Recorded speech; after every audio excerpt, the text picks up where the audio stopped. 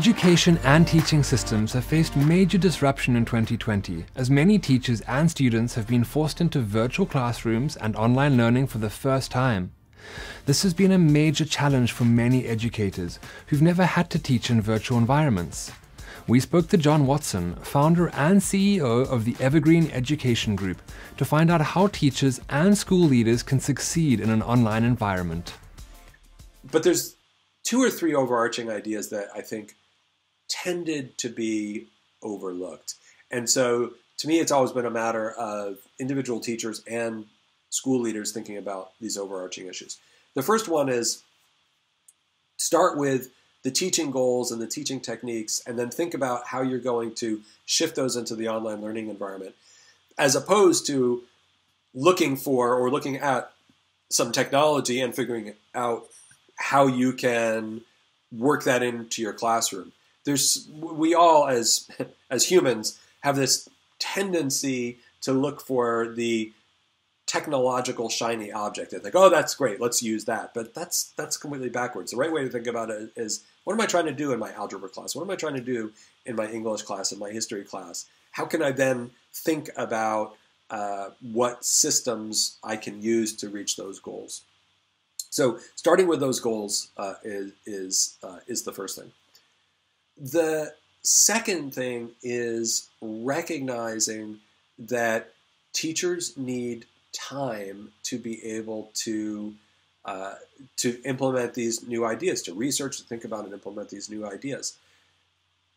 The irony is that the shift to remote learning has the potential and had the potential to provide that time. Why? Because online courses will typically have students working through digital content. They'll be reading and working through paper materials, videos, all sorts of things. As well as, if you're thinking about younger students, you might just have them doing some exercise by going outside and seeing what they see. You know, what's out in their yard, in the neighborhood park. What do the clouds look like? You can think about all sorts of things. Those are things that students can be doing and should be doing at least somewhat on their own time, which frees up teacher time to be able to think about these broader questions of, okay, how do I deliver this instruction online? One of the things that we saw as an early issue, and I think it's getting a little bit better, but we're still not quite there yet, is an expectation by a few teachers, but mostly school leaders, and then as you get further away from education, I think this expectation increased. Parents, school boards, etc. And the expectation was remote learning should mostly entail live streaming video so that teachers are talking with students 6 hours a day. There is not a single experienced online school or teacher in the country that thinks that is a good idea.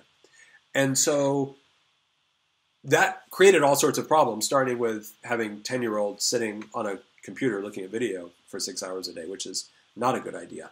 But the thing and that is starting to be understood, but what's not, I think, nearly acknowledged enough is, again, in these online schools, teachers have a lot of time to be thinking through their profession. How do I better teach online? And if the mainstream schools shifting into remote learning were able, and still are able, to shift more of the instruction to the technology platform and to the digital content, and then bring teachers in as essentially a very high value component to that course, that increases engagement with students, and it frees up time for the teachers to be able to think about how they're teaching online.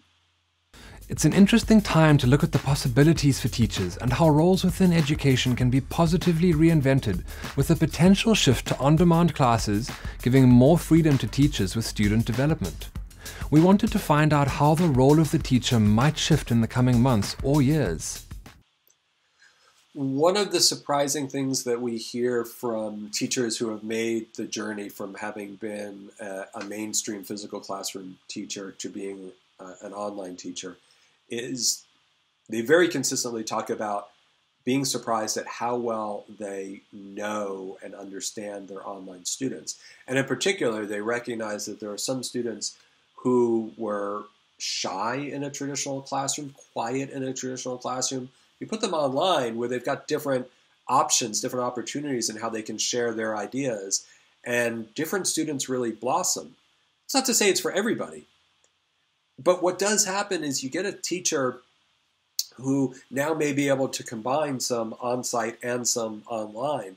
And that teacher is really in a much stronger position in terms of being able to reach every student in her classroom.